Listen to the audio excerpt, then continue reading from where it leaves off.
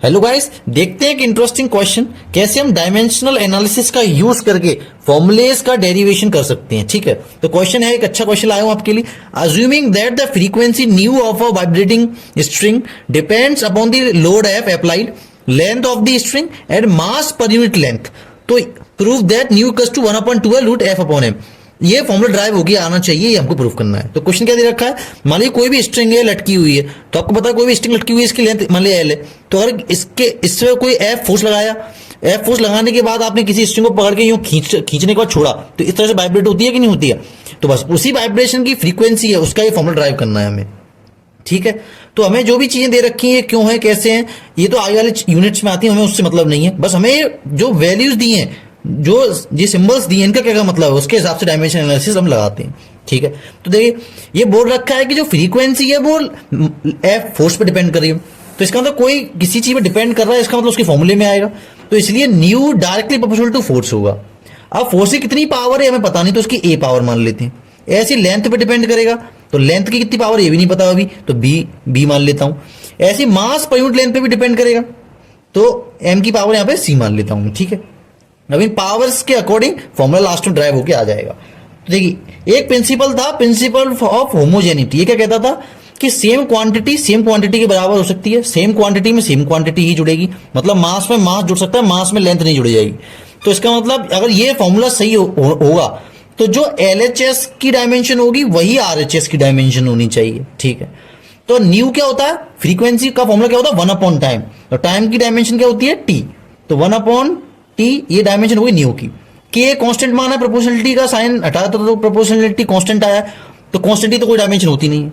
Force की क्या होती है, mLT-2। अब इस पूरे की पावर कितनी है, a, लेंथ की l की पावर b, मास। अब ध्यान रखिए ये केवल मास नहीं है, ये मास पर यूनिट लेंथ है। इसका मतलब क्या है, अगर एग्जांपल के लिए 10 मीटर कोई भी वायर या स्ट्रिंग है, उसका वेट अगर 100 kg है, तो 1 मीटर कितना हुआ, 100/10, यानी 10, यानी क्या हुआ, मास में लेंथ का डिवाइड हो गया। इसको बोलते हैं m/l, मास पर यूनिट लेंथ। तो उसकी डायमेंशन क्या आएगी, मास की m हो गई, लेंथ की l हुई, तो l ऊपर पहुंच जाएगा, तो ml-1 होगी मास पर यूनिट लेंथ की डायमेंशन। अब इसकी पावर कितनी है, c। ठीक है, ओके, ये 1/t हो गया।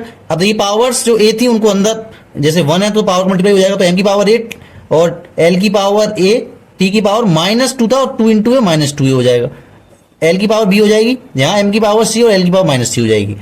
अब देखिए, अब इसको पावर्स को जो सेम बेसेस हैं उनको एक साथ लिख लेते हैं, तो m की पावर a है और m की पावर c है, सब मल्टीप्लीकेशन में, तो सेम बेस होता तो पावर क्या हो जाती है, ऐड हो जाती है, तो m की पावर a + c हो जाएगी। l की पावर a है और l की पावर b है और l की पावर -c भी है, तो तीनों पावर ऐड हो जाएंगी, तो a + b और -c, क्योंकि माइनस का सिंबल था, और t की पावर तो -2a हो जाएगी।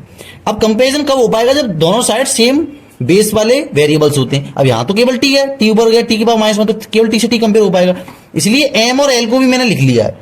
बट यहाँ पे अपने मन से मल्टीप्लाई नहीं करना, इन दोनों की पावर यहाँ पे 0 है। 0 पावर का मतलब इनकी वैल्यू 1 होती है, किसी भी वेरिएबल या किसी भी वैल्यू की अगर पावर 0 होती है उसका मतलब 1 होता है। तो ये केवल शो ऑफ के लिए है, इसका कोई यूज नहीं है यहाँ पे, केवल कंपेरिजन के काम में आएगा। तो अब दोनों साइड कब बराबर होंगी, जब सेम वेरिएबल्स की पावर दोनों साइड बराबर होंगी। तो t की पावर यहाँ -1 है, यहाँ t की पावर -2 है, तो ये दोनों बराबर होनी चाहिए, तो -2a बराबर -1 होगा। तो यहाँ से a की वैल्यू आएगी 1/, यहाँ से a की वैल्यू क्या आएगी, यहां से a की वैल्यू आएगी 1/2।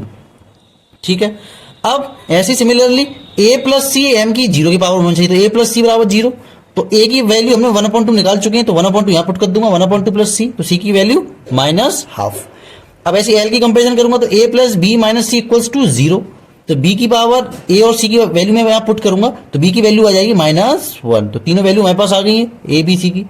अब जो मेन जो इक्वेशन मानी थी, इस इक्वेशन में हम a b c की वैल्यू पुट कर देंगे, तो जैसे इसमें पुट करेंगे तो f की पावर ½ l की पावर b है, b की वैल्यू -1 और m की पावर c है, यानी -½ ठीक है, तो क्या यहाँ रह गया, हाफ पावर का मतलब √f, l -1 तो नीचे आके प्लस की पावर हो जाएगी, f m की पावर -½ तो नीचे आके m की पावर +½ हो जाएगी।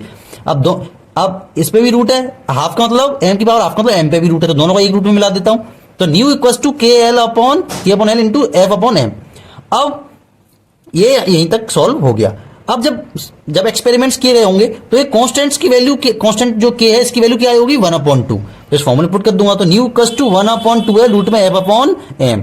तो फाइनली ये फॉर्मूला ड्राइव हो गया। तो इस तरह से आप कोई भी फॉर्मूले का डेरिवेशन कर सकते हैं यूजिंग डायमेंशनल एनालिसिस। बस जो वेरिएबल जिस पर डिपेंड हो रहा है उसके अकॉर्डिंग इक्वेशन बनानी है और डायमेंशंस को कंपेयर करना है using principle of homogeneity. This is how simply this can be done.